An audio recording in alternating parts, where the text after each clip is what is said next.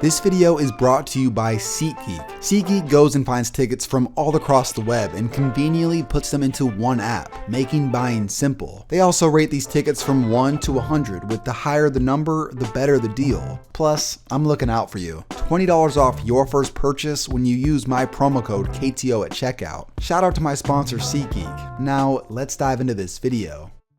Before Ohio State's football season has even started, the Buckeyes get tackled for a major loss. Sports director Eric Elkin joins us now with the latest on Braxton Miller.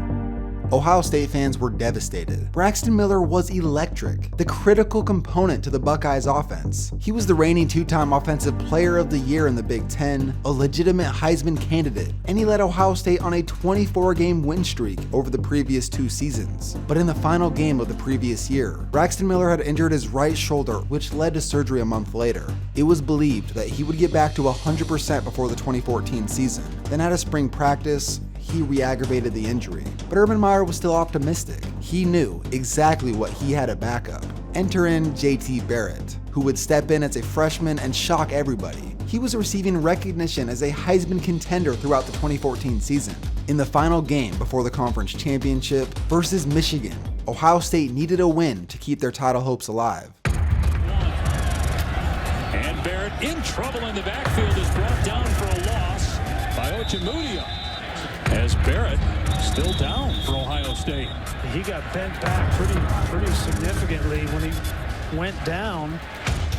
After JT got hurt, Ohio State would barely hold on against Michigan. But now the Buckeyes had to look to their third-string quarterback, Cardale Jones, who was only known by fans for his infamous tweet about school a few years back. Entering the Big Ten championship, no one really knew what to expect. Wisconsin was even favored by 4 points on the pure fact that no one had any idea how Cardale Jones would do. Looks downfield, lets it go, he's got a receiver, Devin Smith. Oh! He made the catch! Dropping back, going for it. Oh! Oh my goodness! For his favorite man, Devin Smith again.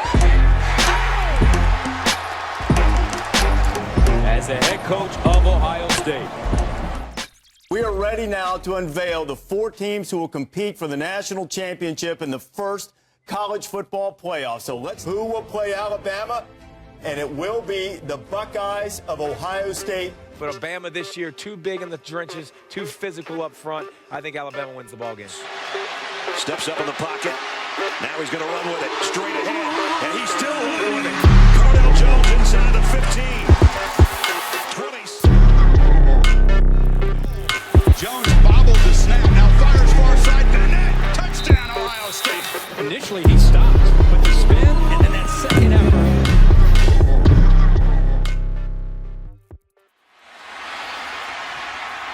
Heaves it, and it's not fitting. It ends with an interception. And the Ohio State Buckeyes are the first national champions of the playoff era. When we started looking forward to the next season, Ohio State was left with one of the most intriguing questions in recent memory. What were they going to do at quarterback? Cardale Jones had just won them a national title on his amazing 3-game stretch, but now coming back is your Heisman finalist, JT Barrett, who got you there in the first place. And lastly, guess who's coming back after a medical redshirt? The OG, the man who was the quarterback for the previous 3 seasons, Braxton Miller.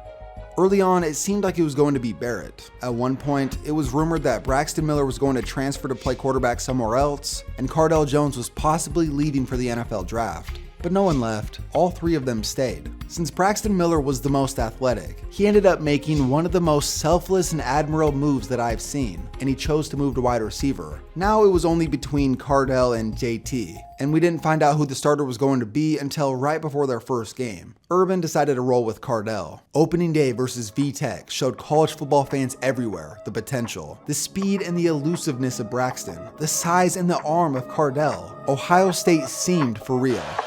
Miller in the shotgun.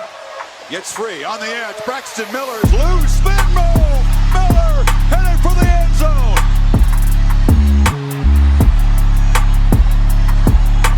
You think he's made an impact in his first game at H-back? But to be honest, following that first game, more than anything, it was just disappointment. There were flashes, sure. They tried to even run different packages, switching up who was in at quarterback, but it mostly did nothing. Braxton seemed to be underutilized, and Cardell was eventually benched for JT, and this team lost late in the season in a heartbreaker that ruined their chances at another national title. And following the 2015 season, Braxton had graduated, and Cardell would forgo his final year for the NFL draft. This would leave the quarterback job for JT Barrett, thus marking the end of one of the most intriguing quarterback situations ever. So now we ask the question, what happened to each one of these dudes? Let's start with JT Barrett. He would go on to be the only Buckeye ever to go 4-0 as a starter against Michigan. He ultimately led an illustrious career, but out of these three dudes, he seemed like the least likely to make a run at the NFL. Although people have raved about his leadership ability, most scouts felt like that he didn't possess the arm talent to make it in the league, and he would go undrafted in the 2018 NFL draft. He did receive tryout offers from the Colts and the Saints. Ultimately, he chose the Saints, and he signed a 3-year deal with them in May as an undrafted free agent. It was going to be an uphill battle to make the Saints roster. With the obvious starter being Drew Brees, the Saints were most likely going to keep two other quarterbacks. It was between Tom Savage, Taysom Hill, and JT Barrett. Taysom Hill is also a special teams extraordinaire, so his spot was pretty safe. The fatal blow to make the team came on August 29th when the Saints traded for Teddy Bridgewater. JT Barrett was waived 2 days later. The most recent news was that he was on their practice squad, but earlier this month, he was released. He should get a shot somewhere else in the future. I highly doubt that JT Barrett's time in the NFL is over. Next up, we have Cardell Jones, who only started 12 games in college, but his size and arm talent were enough for the Buffalo Bills to take him in the 4th round. He began his rookie season as the 3rd-string quarterback behind Tyrod Taylor and EJ Manuel. Cardell didn't get to suit up until week 17, with Tyrod being inactive for the final game of the season. He did get into the game late in the 4th quarter, but it didn't end well. It would get worse. After a change in management for the Bills, they brought in TJ Yates and would draft quarterback Nathan Peterman to be the eventual starter. Yeah, Nathan Peterman pushed Cardell Jones down the depth chart. With no further need to keep Cardell, the Bills would ship him to the Chargers in the offseason prior to the 2017 season.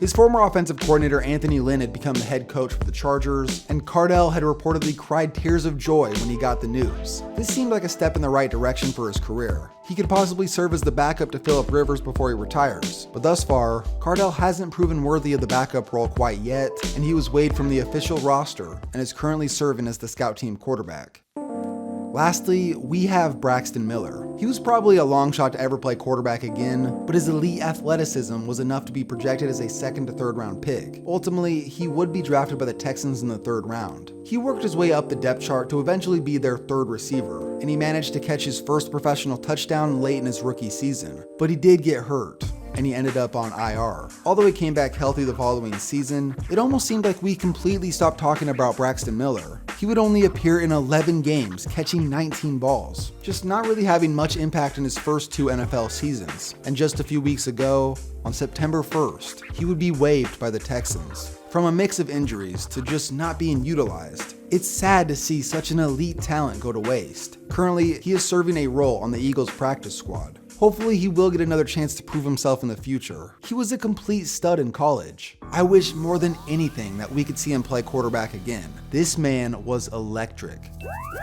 In motion. Design run for Miller. Nifty footwork.